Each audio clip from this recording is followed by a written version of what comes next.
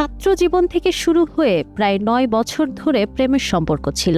সেই সম্পর্ক পরিণতি পায় গত বছরের নভেম্বর মাসে। তবে বিয়ের কয়েক মাসের মধ্যেই ভয়াবহ পরিণতির মুখে পড়ে সেই সম্পর্ক এবং শেষ পর্যন্ত স্ত্রীর হাতে খুন হতে হয় স্বামীকে। বলছিলাম জিতেন্দ্র কুমার যাদব ও জ্যোতির কথা। ভারতের উত্তরপ্রদেশের বারেলিতে বাবা মা ও ভাইয়ের সহায়তায় স্বামীকে হত্যার অভিযোগ উঠেছে স্ত্রী জ্যোতির বিরুদ্ধে।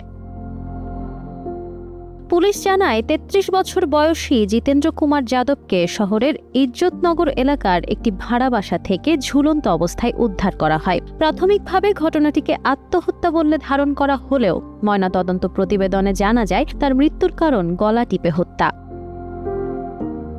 তদন্তে পুলিশ জানতে পারে জিতেন্দ্রকে হত্যার সময় তার স্ত্রী জ্যোতি সরাসরি জড়িত ছিলেন। ওই সময় জ্যোতির বাবা কালীচরণ, মা চামেলি, ভাই দীপক জিতেন্দ্রকে ধরে রাখেন। হত্যার পর ঘটনাটিকে আত্মহত্যা বলে চালানোর জন্য মরদেহটি জানালার গ্রিলে ঝুলিয়ে রাখা হয়। অভিযোগে নাম আসা ৩ জনকে গ্রেপ্তার করা হয়েছে এবং জ্যোতির আরেক ভাইকে ধরতে অভিযান চলছে।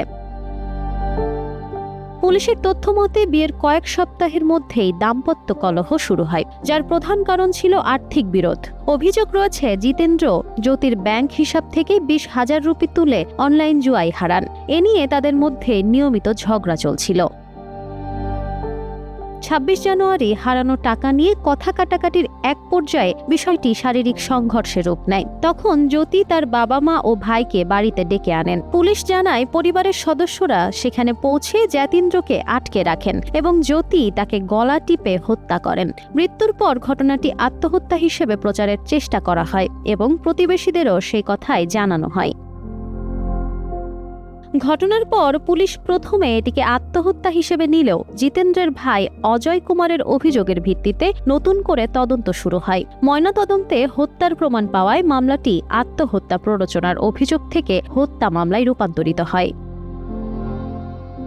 জিজ্ঞাসাবাদে পুলিশ জানিয়েছে জ্যোতি হত্যার সঙ্গে জড়িত থাকার কথা স্বীকার করেছেন। তিনি জানান দীর্ঘদিনের পরিচয় ও প্রেমের পর বিয়ে হলেও আর্থিক সংকট ও নিয়মিত দ্বন্দ্বের কারণে সম্পর্কের তিক্ততা চরমে পৌঁছায়, যা শেষ পর্যন্ত এই মর্মান্তিক ঘটনার দিকে নিয়ে যায়। নাফিসা নোয়াল, টাইমস টুডে।